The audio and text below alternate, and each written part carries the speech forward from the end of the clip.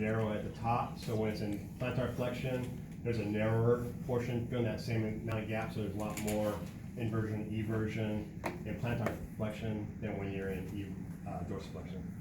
So we don't typically use the spray here in class because it's just nasty and leaves residue unless you're going out to sweat and things like that. But typically we will spray in the athletic training room. We'll spray an adhesive on there. It's basically pine tar, it's rosin with alcohol. Alcohol evaporates off, leaving behind the sticky substance. Then we use heel and lace pads. The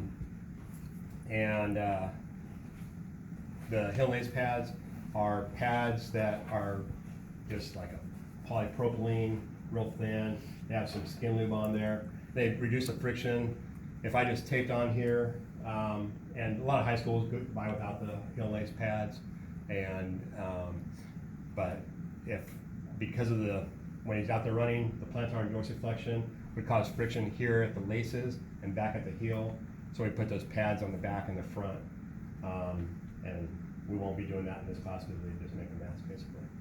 So tape comes in a variety of widths. This is considered 1.5 inch tape.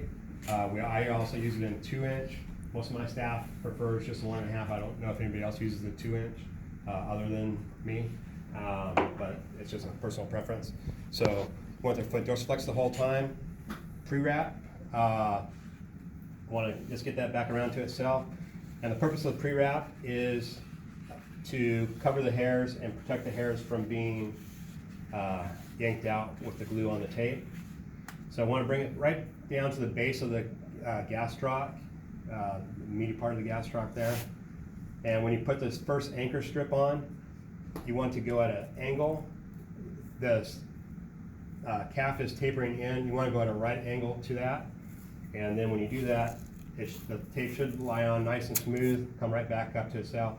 And you can put 1 or 2 anchors on there if for the purpose of illustration. If I tried to just go straight around there, you can see how that doesn't lay flat. That creates issues. So you want to put it on, the anchors on there at an ankle. The next thing would be the stirrups. And you want to, most ankle sprains are lateral aspects, so you want to pull from the medial side and pull up on the lateral side. Give it a nice good tug, make it secure. Overlap about half the width of the tape. First one is right over the malleoli. Second one is half width in front. Next one is a half width behind. And then come back up to the top and start closing up. Again, overlapping about half the width of the tape. Sorry, just crank this out. Save some memory on your phones.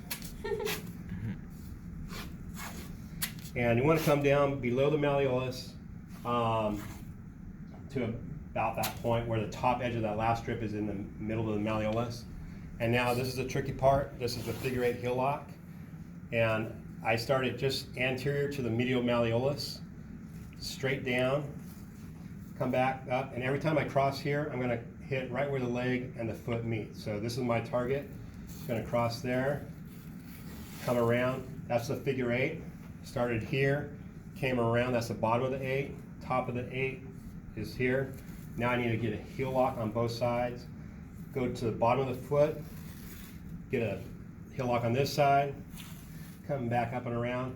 With his foot, you can see that I'm not going to be able to get that angle right. So I'm going to come up around the foot one more time, get a better angle, come around the medial aspect.